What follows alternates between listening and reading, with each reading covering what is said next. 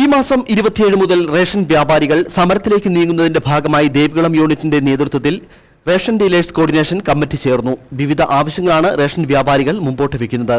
സമരത്തിന്റെ ഭാഗമായി തിങ്കളാഴ്ച ദേവികുളം സപ്ലൈ ഓഫീസിന് മുമ്പിൽ ധർണാ സമരം നടത്തും. മൂന്നാർ മർച്ചന്റ്സ് അസോസിയേഷൻ ഹാളിലായിരുന്നു ദേവികുളം യൂണിറ്റിന്റെ നേതൃത്വത്തിൽ റേഷൻ ഡീലേഴ്സ് കോർഡിനേഷൻ കമ്മിറ്റി ചേർന്നത്.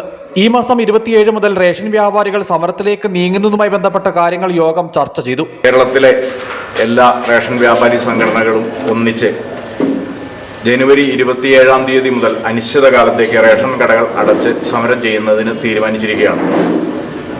2018-ൽ ഇപോസ് മെഷീൻ നടപ്പാക്കുന്ന കാലം മുതൽ 6 മാസത്തിനുള്ളിൽ നിങ്ങളുടെ കമ്മീഷൻ വർദ്ധിപ്പിച്ചു തന്നുകൊള്ളാം എന്ന മുഖ്യമന്ത്രി അടക്കമുള്ളവരുടെ വാക്ക് വിശ്വസിച്ച് ഈ മേഖലയിൽ പണിയെടുക്കുന്ന റേഷൻ വ്യാപാരികൾക്ക് 2025 ജനുവരി ആയിട്ട് പോലും കമ്മീഷൻ വർദ്ധിപ്പിക്കുന്നതിനുള്ള യാതൊരു നടപടികളും ഉണ്ടാകാത്ത സാഹചര്യത്തിൽ ഇപ്പോൾ ലഭിക്കുന്ന തുച്ഛമായ കമ്മീഷൻ, റേഷൻ കടയുടെ വാടക, കടയിലിരിക്കുന്ന സെയിൽസ്മാൻ്റെ ശമ്പളം, കടയുമായിട്ട് ബന്ധപ്പെട്ട് വരുന്ന സ്റ്റേഷനറി ചെലവുകൾ, കറണ്ട് ബില്ല് എന്നിവയ്ക്ക് എല്ലാം കൂടി തികയാത്ത സാഹചര്യത്തിൽ റേഷൻ വ്യാപാര മേഖലയിൽ തൊഴിലെടുക്കുന്നവർ മറ്റെന്തെങ്കിലും തൊഴിലിന് പോയില്ലെങ്കിൽ ജീവിതം മുന്നോട്ട് പോകാൻ പറ്റാത്ത അത്രയും കടുത്ത സാമ്പത്തിക പ്രതിസന്ധികൾ മുമ്പോട്ട് പോകുമ്പോൾ ഇപ്പോഴും മന്ത്രി ചർച്ചയ്ക്ക് വിളിച്ചിട്ട് സംസ്ഥാന സർക്കാർ സാമ്പത്തിക ബുദ്ധിമുട്ടിലാണ്, അത് മാറുന്ന മുറയ്ക്ക് മാത്രമേ നിങ്ങളുടെ ശമ്പളം അല്ലെങ്കിൽ കമ്മീഷൻ വർദ്ധിപ്പിക്കുന്നതിന് കഴിയൂ എന്ന് പറയുമ്പോൾ സർക്കാരിന്റെ സാമ്പത്തിക ബാധ്യത തീരുന്നതുവരെ കാത്തിരിക്കാൻ റേഷൻ വ്യാപാരികൾ ഉണ്ടാവില്ല.